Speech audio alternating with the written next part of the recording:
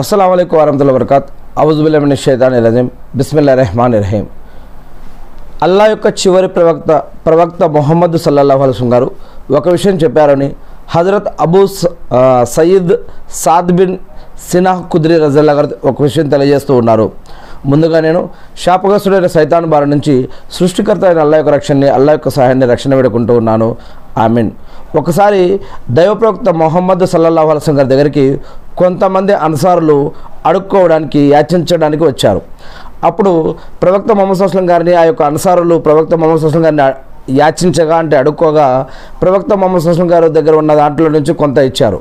వారు మళ్ళీ అడుక్కున్నారు, అడుక్కుంటే మళ్ళీ ఇంకొంత ఇచ్చారు, మళ్ళీ అడుక్కున్నారు. ఇక ప్రవక్త ముహమ్మద్ సల్లల్లాహు అలైహి వసల్లం గారి దగ్గర ఉన్నదంతా కూడా వారికి ఇచ్చేశారు. దాని తర్వాత ప్రవక్త ముహమ్మద్ సల్లల్లాహు అలైహి వసల్లం గారు వారికి ఒక విషయం చెప్పారు. ఏ విషయం అంటే, నా వద్దకు ఏ కొంత ధనం వచ్చినా కూడా నేను దాన్ని నిల్వ చేసుకోను, దానిని ఖర్చు పెడతానో లేదా ఇతరులకి పంచిపెట్టేస్తాను.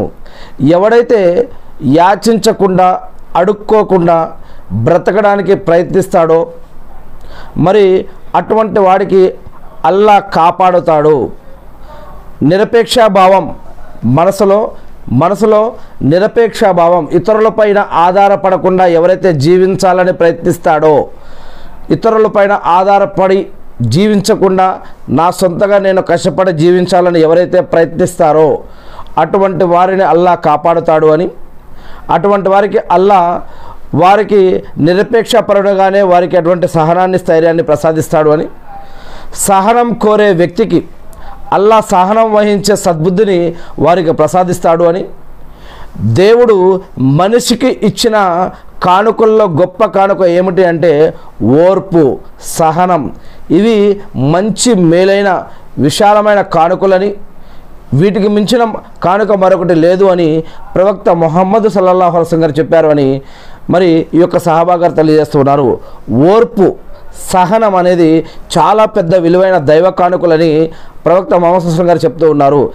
ఎన్ని కష్టాలు, నష్టాలు, బాధలు, ఇబ్బందులు వచ్చినా మనం సాధ్యమైనంత వరకు కష్టపడి జీవించడం కోసం ప్రయత్నించాలి, అడుక్కొని జీవించడం కోసం ప్రయత్నించకూడదు. మనం న్యాయబద్ధంగా మంచి పద్ధతిలో కష్టపడి జీవించాలి. అన్యాయం చేయకూడదు, మోసం చేయకూడదు, అక్రమాలు చేయకూడదు, మరి అగత్యాలు చేయకూడదు, నేరాలు ఘోరాలు చేయకూడదు, ఇతరుల యొక్క ఆస్తి, ఇతరుల యొక్క సొమ్ము కొల్లగొట్టకూడదు, ఇతరుల యొక్క భూమి దొంగతనం చేయకూడదు, ఇతరుల యొక్క వస్తువులుగా దొంగతనం చేయకూడదు, ఇతరులని మోసం చేసి బతకకూడదు. ఒక విషయం. రెండవది, ఇతరుల నుంచి ఎవరైనా మాకు ఫ్రీ